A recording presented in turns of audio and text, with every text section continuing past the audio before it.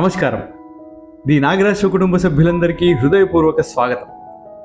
వేమన భార్యాభర్తల మధ్య కర్మఫలాల పంపకంలో ఉన్నట్లుగా చెప్పబడుతున్న అసమానతను ఎత్తిచూపుతూ లింగ వివక్షను, సామాజిక నియమాలలోని లొసగులను ప్రశ్నించాడు.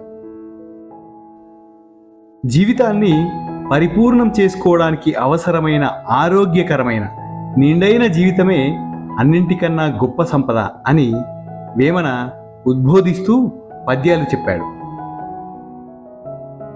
వేమన ప్రకృతిలోని ఆహార గొలుసును వివరిస్తూ అంతిమంగా అన్ని జీవులు ఒకదానికోటి ఆహారంగా మారి జీవన చక్రాన్ని కొనసాగిస్తాయని, ఈ క్రమంలో జీవం జీవాన్నే భక్షిస్తుందని, ఇది ప్రకృతి యొక్క సహజ ధర్మమని నిరూపిస్తాడు తన పద్యాల ద్వారా.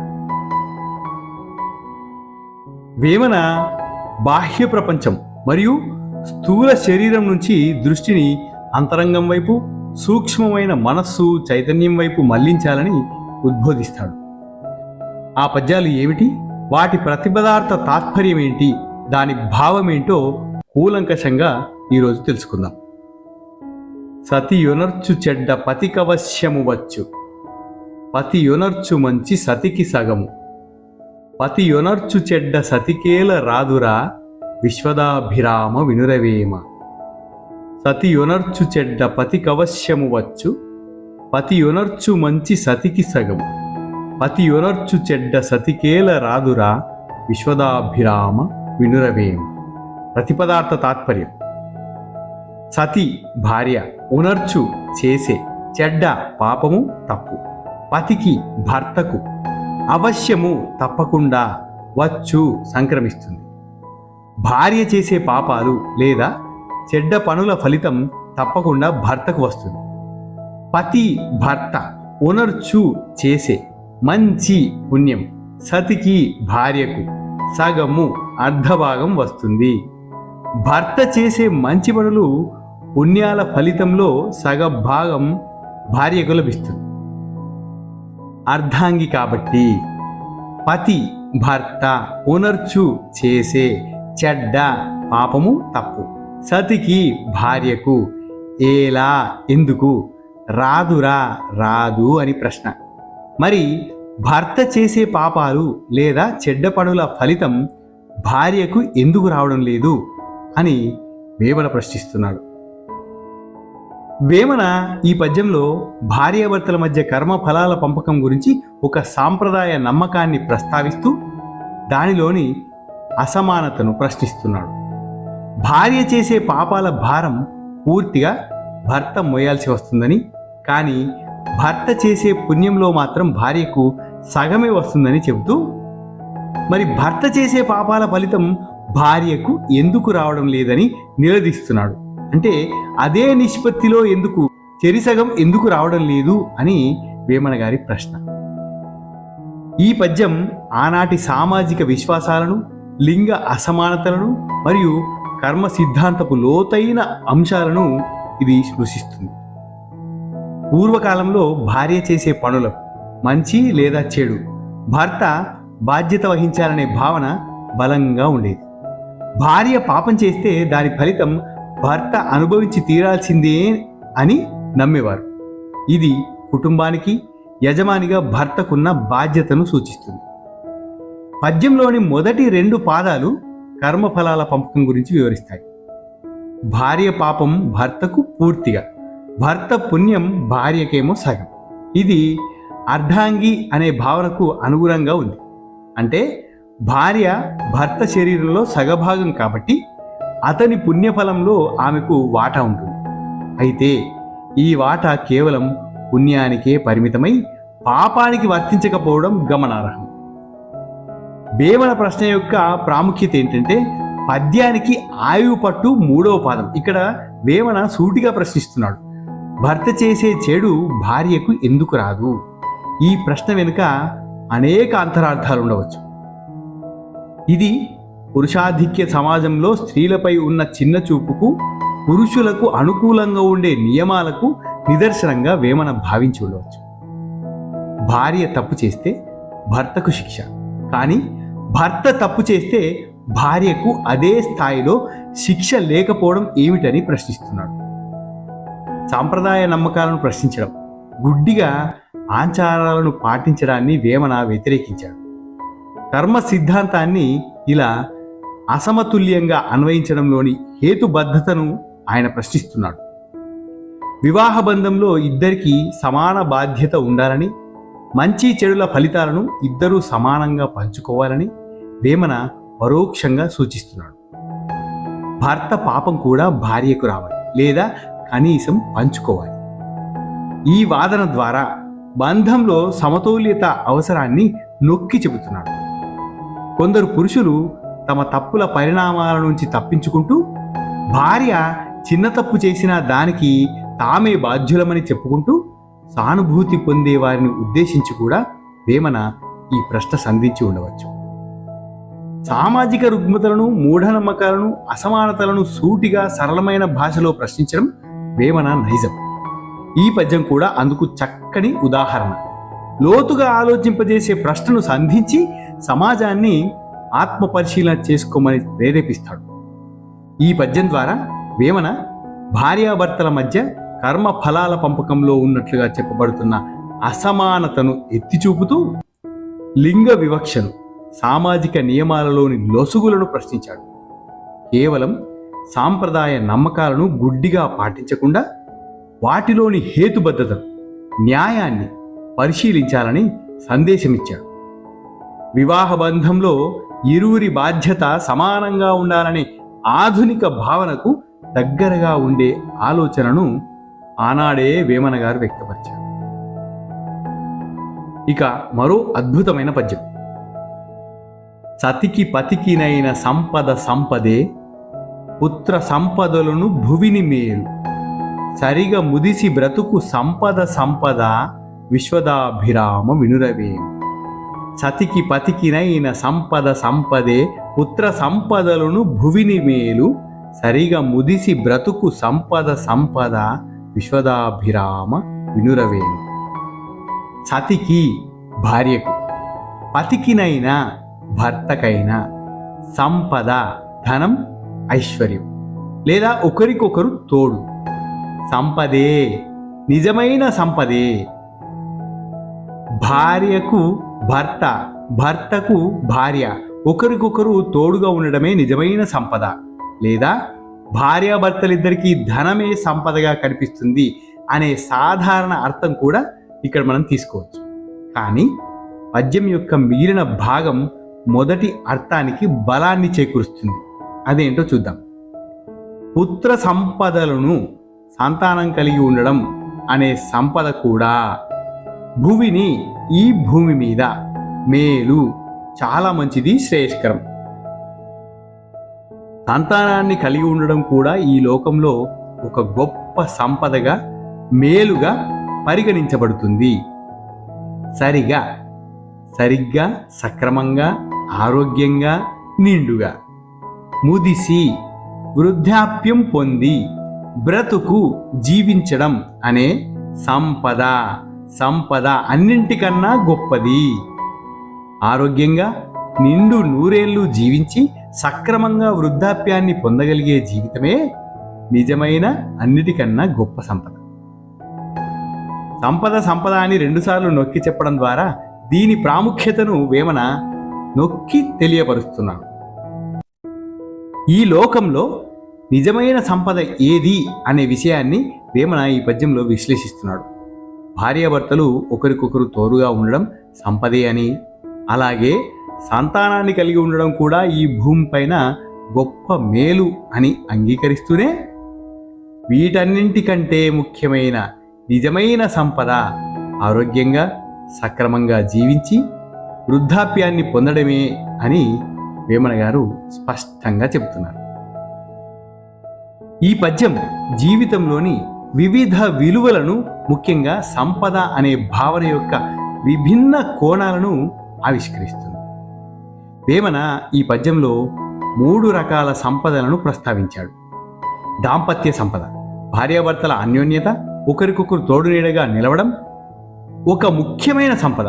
ఇది మానవ సంబంధాల విలువలను తెలియజేస్తుంది. సంతాన సంపద, పిల్లలు కలిగి ఉండడం సమాజంలో ఒక గొప్ప సంపదగా, వంశాభివృద్ధికి వృద్ధాప్యంలో ఆసరాకు చిహ్నంగా భావించబడుతుంది. దీనిని కూడా వేమన గుర్తించి భువిని మేలు అని అన్నాడు.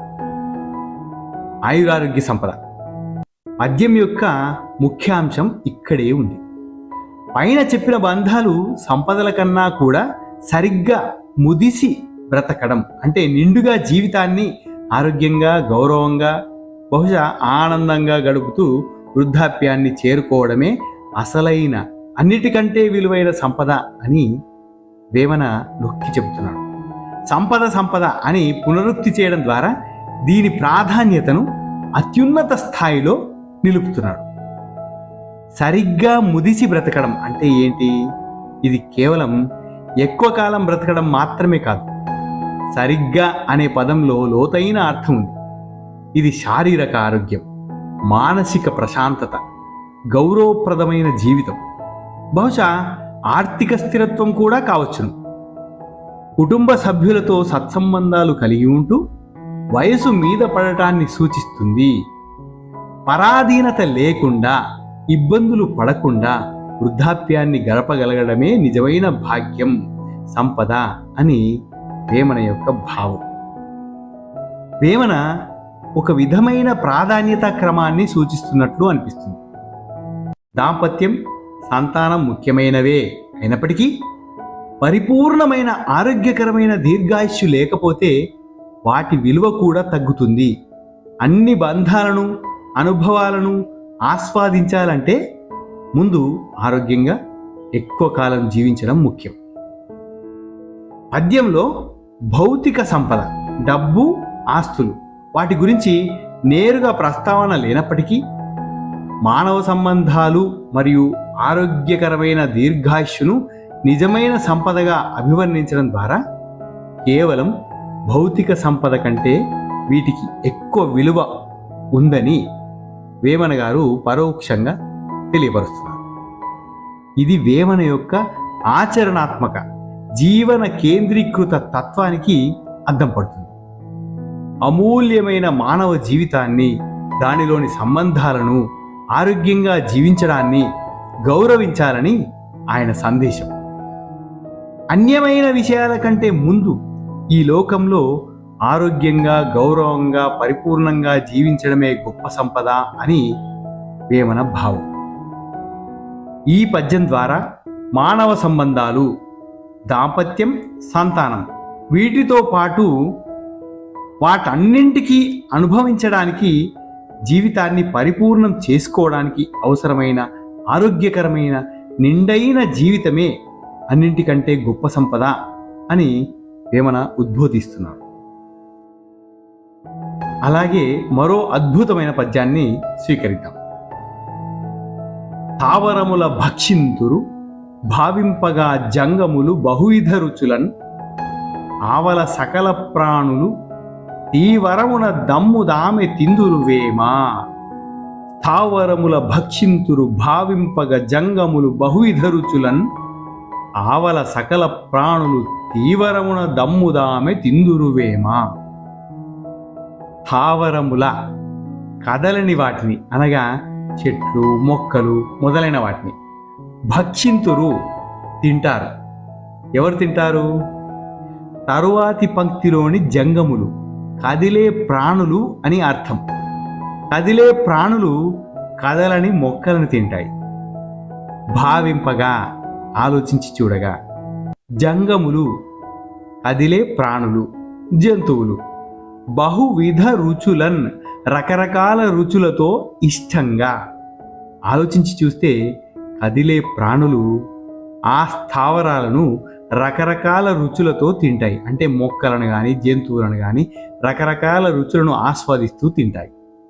ఇంకా ఈ జంగములను ఇతర జంగములు కూడా తింటాయి అనే అర్థం కూడా ఇందులో ఇమిడి ఉంది. ఇది ఆహార గొలుసును సూచిస్తుంది. ఆవల ఆ తర్వాత చివరికి సకల ప్రాణులు అన్ని జీవులు, ఆ తర్వాత చివరికి సమస్త ప్రాణులు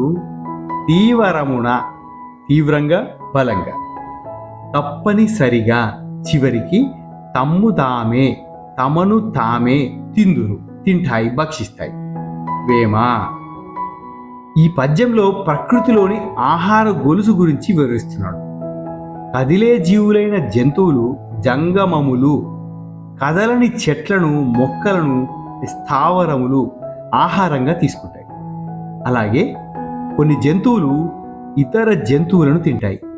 కానీ అంతిమంగా చూస్తే ఈ సృష్టిలోని సకల ప్రాణులు ఏదో ఒక రూపంలో తమను తామే భక్షించుకుంటాయని, అంటే ఒక జీవి మరణించాక అది మరో జీవికి ఆహారంగా మారుతుందని, లేదా భూమిలో కలిసిపోయి మొక్కలకు పోషకంగా మారుతుందని, తద్వారా జీవాన్ని భక్షించే ఈ చక్రం నిరంతరం కొనసాగుతుందని వేమన చెబుతున్నాడు. ఈ పద్యం యొక్క లోతైన ప్రకృతి పరిశీలనను, తాత్విక ఆలోచనను ప్రతిబింబిస్తుంది.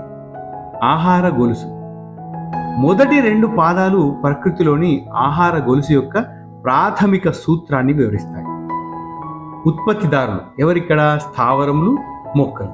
ప్రాథమిక వినియోగదారులు ఎవరు? శాకాహారులు, జంగమములు. ద్వితీయ, తృతీయ వినియోగదారులు ఎవరు? మాంసాహారులు, సర్వభక్షకులు. ఇతర జంగమములు అనే క్రమాన్ని సూక్ష్మంగా సూచిస్తున్నాయి. దామే తిందురు, ఇది కీలకమైన భావన.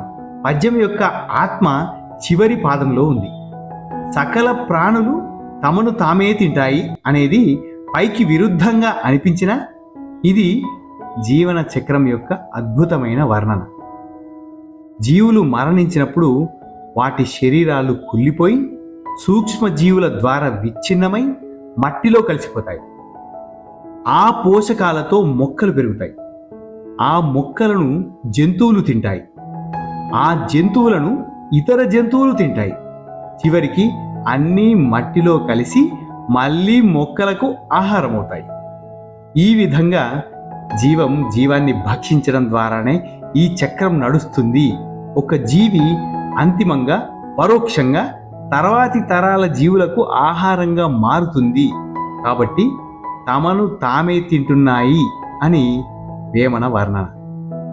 సృష్టిలోని ప్రతి జీవి ఒకదానితో ఒకటి ముడిపడి ఉందని ఈ వాక్యం స్పష్టం చేస్తుంది. ఒక జీవి యొక్క మరణం మరో జీవి యొక్క మనుగడకు దోహదం చేస్తుంది.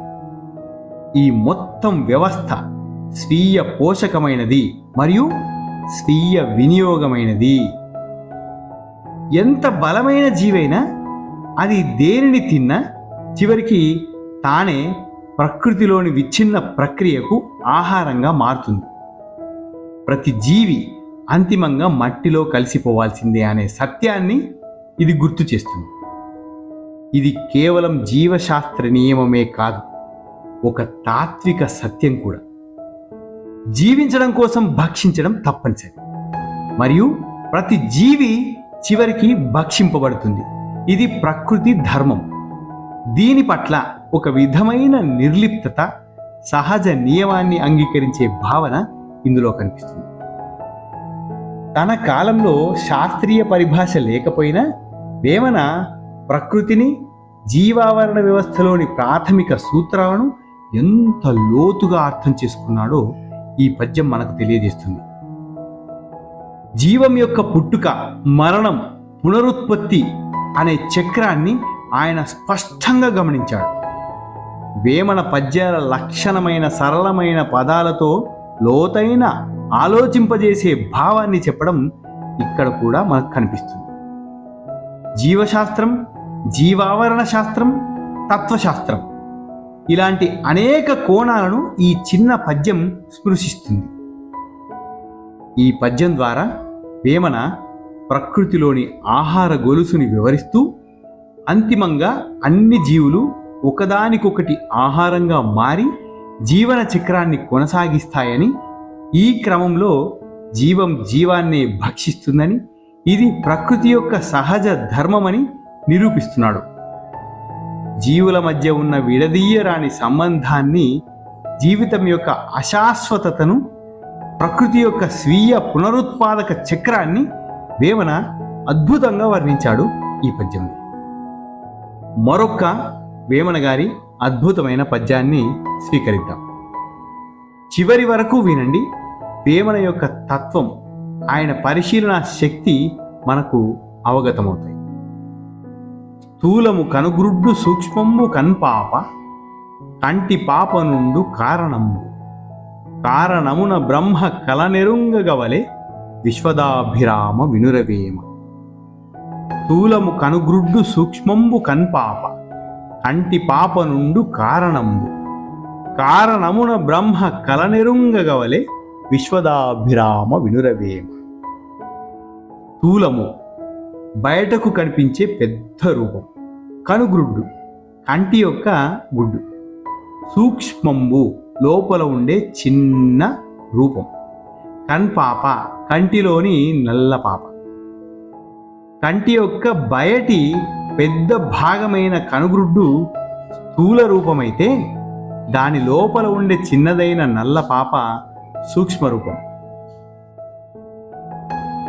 కంటి పాపను ఆ కంటి పాపయందు ఉండు నివసించి ఉండెడి కారణంబు మూల కారణం, అసలు శక్తి, చైతన్యం.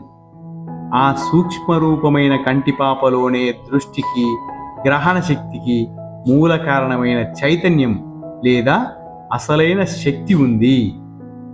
కారణమున ఆ మూల కారణం ద్వారా ఆ చైతన్యం సహాయంతో బ్రహ్మ కలన్ పరబ్రహ్మము యొక్క తేజస్సును, దివ్యత్వాన్ని, మూల స్వరూపాన్ని ఎరుంగగవలే తెలుసుకోవాలి, గ్రహించాలి. ఆ కంటిపాపలో ఉండే మూల కారణమైన చైతన్యం ద్వారానే పరమాత్మ యొక్క దివ్యత్వాన్ని, తేజస్సును తెలుసుకోగలగాలి అని వేమన కన్నును ఒక ఉదాహరణగా తీసుకుని ఆత్మజ్ఞాన మార్గాన్ని వివరిస్తున్నాడు. కంటిలోని స్థూల భాగం కనుగ్రుడ్డైతే సూక్ష్మ భాగం కంటిపాప అని, ఆ కంటిపాపలోనే దృష్టికి, గ్రహణకు మూల కారణమైన శక్తి లేదా చైతన్యం ఉందని చెబుతున్నాడు. ఆ మూల కారణాన్ని అర్థం చేసుకోవడం ద్వారానే పరబ్రహ్మం యొక్క తేజస్సును, దివ్యత్వాన్ని తెలుసుకోవాలని వేమన బోధిస్తున్నాడు. అంటే బాహ్య ప్రపంచం నుంచి దృష్టిని మరల్చి అంతరంగంలోని సూక్ష్మమైన చైతన్య కేంద్రంపై దృష్టి సారించడం ద్వారానే ఆత్మజ్ఞానం లేదా బ్రహ్మజ్ఞానం సాధ్యమవుతుంది అని చెప్పడం. ఈ పద్యం వేదాంతపరమైన లోతైన అర్థాన్ని కలిగి ఉంది. దీన్ని వివిధ కోణాల్లో మనం విశ్లేషించుకోవచ్చు. స్థూల సూక్ష్మ కారణ శరీరాల ప్రతీక కనుగ్రుడ్డు అంటే స్థూలం. ఇది మన స్థూల శరీరాన్ని, బాహ్య ప్రపంచాన్ని, ఇంద్రియాల ద్వారా మనం గ్రహించే భౌతిక వాస్తవాన్ని సూచిస్తుంది. కంటిపాప అంటే సూక్ష్మం. ఇది మన సూక్ష్మ శరీరాన్ని, మనస్సు, బుద్ధి, అహంకారం లేదా అంతరంగ ప్రపంచాన్ని సూచిస్తుంది. దృష్టికి కేంద్రమైన పాప వలె మన అనుభవాలకు, ఆలోచనలకు మనస్సు కేంద్రం. కారణంబు కంటిపాపలో ఉండేది. ఇది కారణ శరీరాన్ని లేదా జీవాత్మను, చైతన్య స్వరూపాన్ని సూచిస్తుంది. ఇదే మన ఉనికికి, గ్రహణ శక్తికి మూల కారణం. కంటి పాప ద్వారానే కాంతి లోపలికి ప్రవేశించి దృష్టి కలుగుతుంది. అలాగే మనస్సు లేదా అంతఃకరణం ద్వారానే చైతన్యం వ్యక్తమవుతుంది. అంతర్ముఖ దృష్టి ఆవశ్యకత. బాహ్యమైన స్థూలమైన విషయాల నుంచి దృష్టిని మరల్చి అంతరంగంలోని సూక్ష్మమైన అంటే కంటిపాప, దానికి మూల కారణమైన ఆత్మ, దానిపై దృష్టి కేంద్రీకరించాలని వేమన సూచిస్తున్నాడు. బయట ప్రపంచంలో కాకుండా మన లోపలే దివ్యత్వం ఉందని, దానిని తెలుసుకోవడానికి అంతర్ముఖులు కావాలని వేమన సందేశం. బ్రహ్మ కళ అంటే ఏంటి? పరబ్రహ్మం యొక్క అంశ, తేజస్సు, దివ్యత్వం లేదా సచ్చిదానంద స్వరూపం. కళ అంటే ఒక భాగం లేదా కిరణం అని కూడా అర్థం. మనలో ఉన్న ఆత్మయే పరమాత్మ యొక్క అంశమని, ఆ దివ్యత్వాన్ని లేదా ఆ బ్రహ్మ తేజస్సును మన అంతరంగంలోనే ఆ మూల కారణమైన చైతన్యం ద్వారానే తెలుసుకోగలమని వేమన ఉద్దేశం. ఇది జ్ఞాన మార్గాన్ని సూచిస్తుంది. స్థూల ప్రపంచం నుండి సూక్ష్మ ప్రపంచానికి, అక్కడి నుండి దానికి కారణమైన చైతన్యానికి ప్రయాణించి ఆ చైతన్యం యొక్క యథార్థ స్వరూపమే బ్రహ్మమని తెలుసుకోవడం. కన్ను ఎలాగైతే పాప ద్వారా చూస్తుందో అలాగే మనం కూడా మన అంతరంగంలోని చైతన్య కేంద్రం ద్వారా పరమాత్మను దర్శించాలి. ఇందులో వేమన తాత్వికత, వేమన పద్యాలలో తరచుగా కనిపించే వేదాంత భావనలు, ఆత్మ పరమాత్మ ఐక్య, అంతర్ముఖ సాధన, స్థూల సూక్ష్మ విశ్లేషణ ఈ పద్యంలో స్పష్టంగా కనిపిస్తాయి. సామాన్యులకు కూడా అర్థమయ్యేలా కంటి ఉదాహరణతో గహనమైన వేదాంత విషయాన్ని వివరించడం వేమనకు ప్రత్యేకం. ఈ పద్యం ద్వారా వేమన బాహ్య ప్రపంచం మరియు స్థూల శరీరం నుంచి దృష్టిని అంతరంగం వైపు, సూక్ష్మమైన మనస్సు చైతన్యం వైపు మళ్లించాలని ఉద్బోధిస్తున్నాడు. మన ఉనికికి, గ్రహణ శక్తికి మూలమైన అంతర్గత చైతన్యాన్ని అర్థం చేసుకోవడం ద్వారానే దానిలోనే నిగూఢమై ఉన్న పరమాత్మ యొక్క దివ్యత్వాన్ని, బ్రహ్మ కళను తెలుసుకోగలమని, అదే ఆత్మజ్ఞాన మార్గమని వేమన స్పష్టం చేస్తున్నాడు.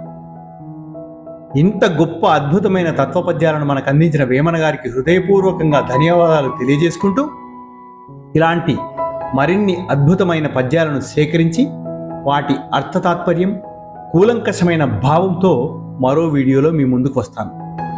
అంతవరకు సెలవు. ధన్యోస్మి. శుభం భూయాత్.